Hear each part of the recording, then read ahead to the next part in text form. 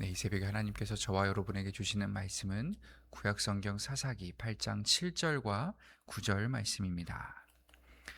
사사기 8장 7절과 9절 말씀 제가 봉독합니다. 이것은 하나님의 말씀입니다. 기드온이 이르되 그러면 여호와께서 세바와 살물나를 내 손에 넘겨주신 후에 내가 들가시와 찔레로 너희 살을 찢으리라 하고, 기드온이 또 분우엘 사람들에게 말하여 이르되 내가 평안히 돌아올 때에 이 망대를 헐리라 하니라. 아멘.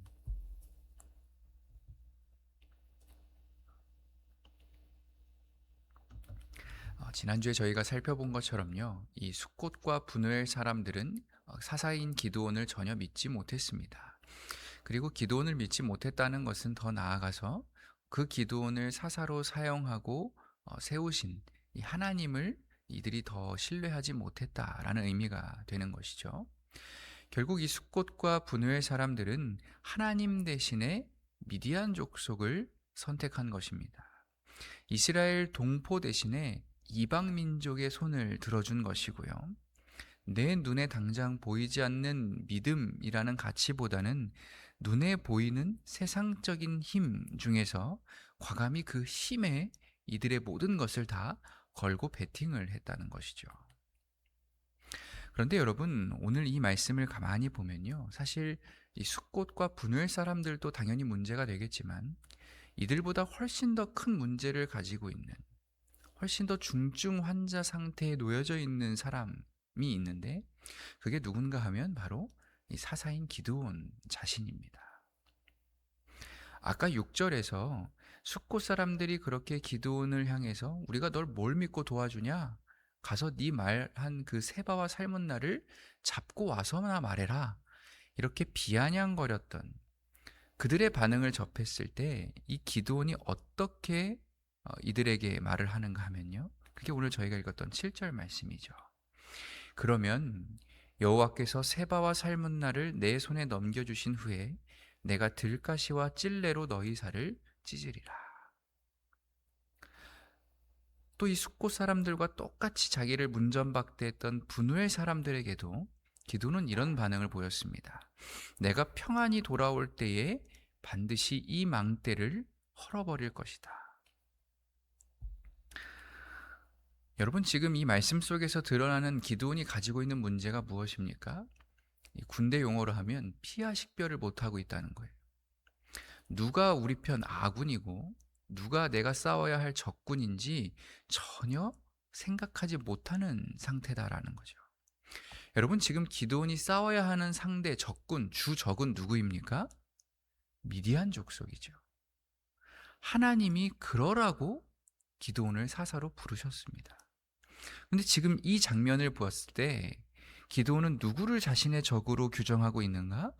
자기 백성, 자기 동포인 이스라엘 백성들을 내가 반드시 죽여버리리라 하고 있었다라는 거예요. 이스라엘을 구원하라, 이스라엘 민족을 윤택케 하라, 보호하라, 그러라고 부름받고 세움받은 이 사사가 거꾸로 자기 백성들을 향해서 칼을 들이대고 있는 것입니다. 중요한 것은 그렇게 할 수밖에 없던 이유가 뭐냐는 거예요. 뭔가 대단한 이유가 있었다. 그런 게 아닙니다. 나를 대접해주지 않았기 때문에, 내 마음을 섭섭하게 했기 때문에, 감히 나를 서운하게 만들었기 때문에, 내 생각, 내 바램, 내 계획대로 너희가 그렇게 움직여주지 않았기 때문에 그 이유를 들어서 오늘 기드온이 이런 행동을 보이고 있는 거예요. 여러분, 우리가 살아가면서 언제 실패하고 언제 무너지게 됩니까? 언제 원망과 불평, 유혹과 시험이 우리를 급습하게 되는 것입니까? 내가 돈이 없을 때, 내 사업이 생각처럼 풀려가지 않을 때, 내 지혜가 부족할 때, 그래서 내가 지금 당장 너무 힘든 상황 가운데 있을 때, 꼭 그렇지 않습니다. 우리가 언제 실패하는가? 내가 섭섭할 때입니다. 내가 섭섭할 때. 아니, 내가 해준 게 얼만데 어떻게 나한테 이럴 수 있는가?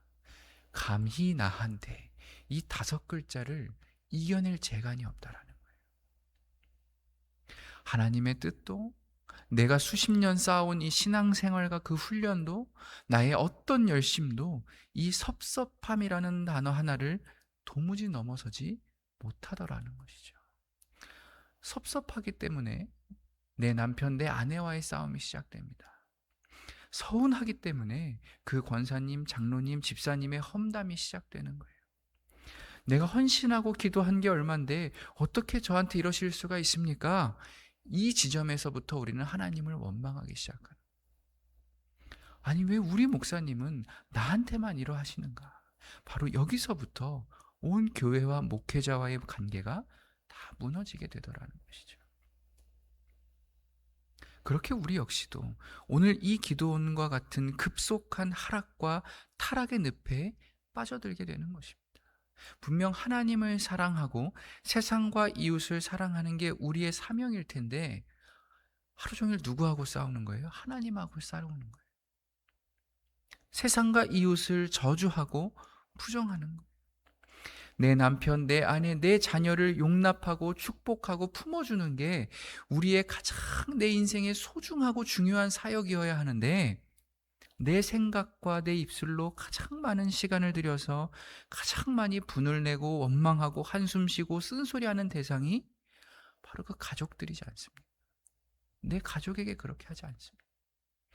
하나님께서 주의 복음을 위해 세우신 이 교회 공동체와 목회자들, 또 여러 많은 사역들을 위해서 더 뜨겁게 기도하고 더 돕고 헌신하고 사랑하라고 우리를 이 아름다운 교회 교인으로 부르시는 건데, 우리는 주님의 몸된 이 교회를 이런저런 많은 이유를 들어가면서 어떻게든 서로 비방하고 발장 끼고 관망하고 단점을 찾는 일에 우리의 많은 시간과 열정을 쏟고 있다라는 것입니다. 내가 아름다운 교회 다니고 있으면서도 말이죠. 여러분, 오늘 말씀을 다시 보십시오. 기드온이 이르되, 그러면 여호와께서 세바와 살문 나를 내 손에 넘겨주신 후에 내가 들가시와 찔레로 너희 살을 찢으리라. 여러분, 이게 무슨 말씀입니까? 기드온 자기는 반드시 승리할 거라 이거예요. 나는 하나님의 은혜로 이기고 돌아올 거라는 거예요. 하나님께서 나는 반드시 성공시켜 주실 것이다. 이 확신이 있는 거예요.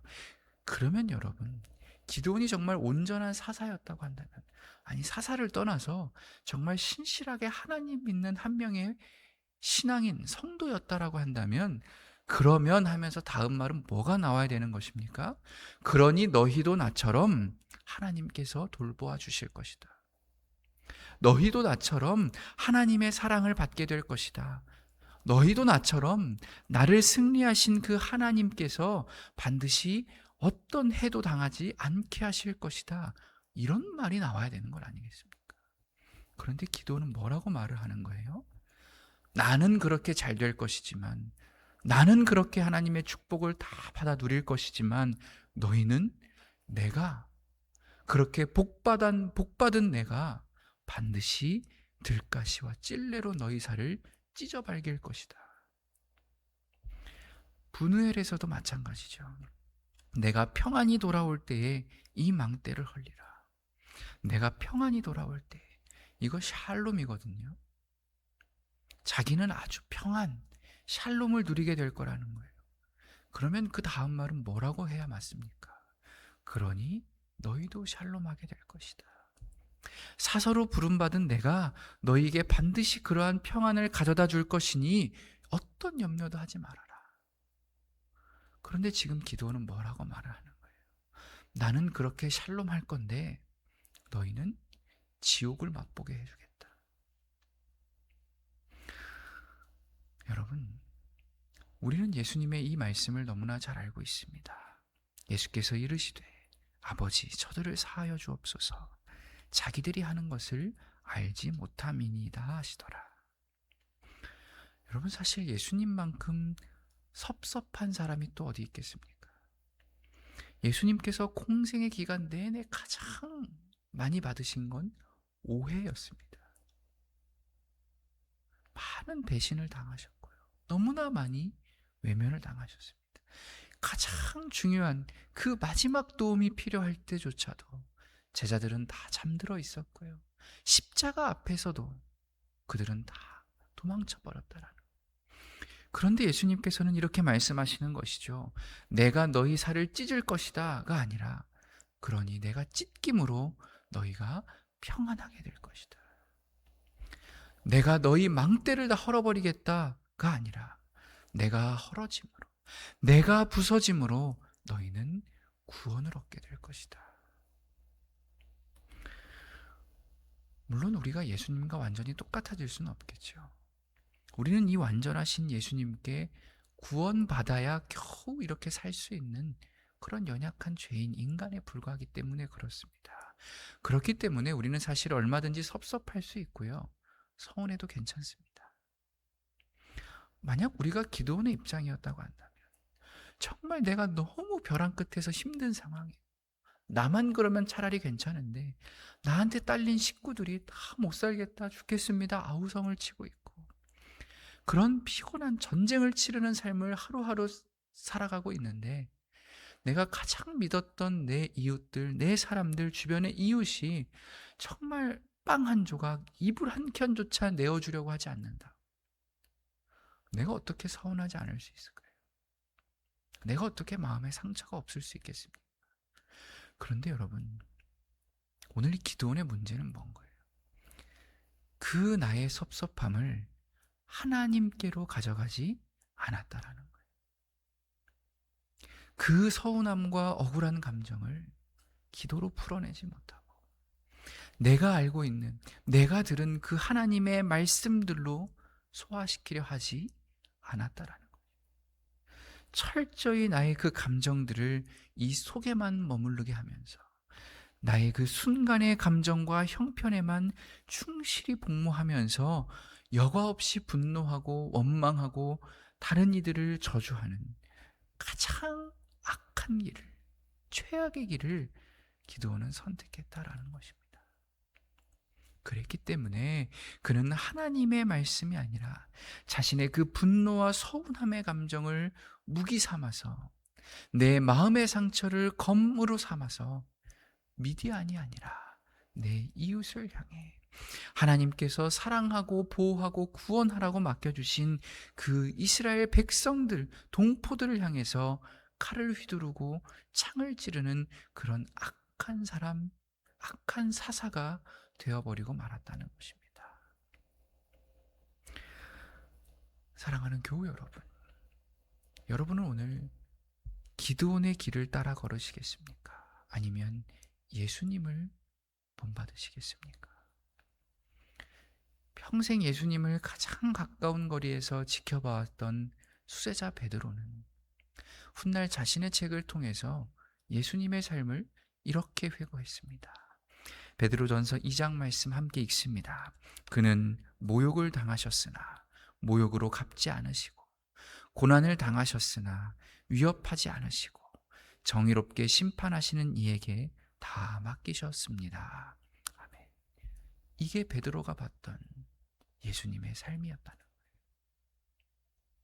찢는 사람이 아니라 내가 찢김을 당하는 사람, 무너뜨리는 사람이 아니라 무너진 것을 회복시키는 사람, 그렇게 내 섭섭함을 무기 삼아서 끊임없이 더 많은 적을 만들어내는 사람이 아니라 그 섭섭함 때문에 더 하나님께 기도하고 더 하나님의 말씀을 붙들고 더 자신을 깨뜨릴 줄 아는 사람, 이러한 예수님과 같은 사람이 바로 저와 여러분이 되실 수 있기를 간절히 소원합니다.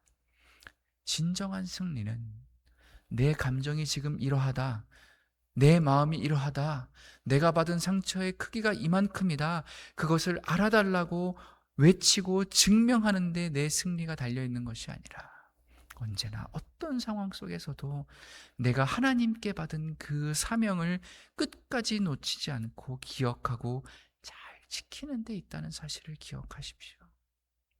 진정한 평화, 참된 샬롬은 나를 섭섭하게 하고 박대했던 그 숙곳과 분노의 사람들을 어떻게든 나만 당할 수 없다면서 내가 달려들어 심판하고 정죄하는 데 있는 것이 아니라 언제나 정의롭게 심판하시는 그 하나님께 다 맡겨드릴 때 비로소 우리의 심령 가운데 주님의 참된 평안, 참된 자유가 찾아온다 사실을 또한 여러분 꼭 기억하십시오. 그래서 오늘 하루도 내 인생의 숙곳과 분우엘에서 경험할 수 있는 그 섭섭함들을 계속 묵상하고 계속 곱씹는 자들이 되어 살아가는 것이 아니라, 그럴수록 더 하나님의 은혜와 사랑, 예수 그리스도의 십자가와 성령님의 인도하심을 바라고 구할 수 있는 지혜롭고 복된 그리스도인들, 바로 저와 여러분이 다 되시기를 우리 주 예수님의 이름으로 간절히 축원합니다. 기도하겠습니다. 자비하신 하나님, 오늘도 우리에게 말씀하여 주시니 참 감사합니다. 기도보다 원망을 더 앞세우고 말씀보다 내 감정을 더 앞세우며 하나님께 맡기지 않고 내가 직접 칼을 들어 심판하려 했던 그렇게 참으로 악하고 어리석은 우리의 모습을 이 시간 저희가 회개합니다. 이제부터는 더 겸손히 기도하게 하시고 우리 입술에서 더 많은 축복의 언어가 고백되게 하시며 언제나 긍휼의 눈길을 가지고 살아가게 하셔서 오늘도 내게 맡기신 그 모든 사람들을 한없이 위로하고 북돋고 그들의 생명을 살려내는 귀한 샬롬의 도구, 복음의 일꾼들로 저희를 사용하여 주시옵소서. 이 모든 기도 살아계신 예수님의 이름으로 기도드립니다. 아멘.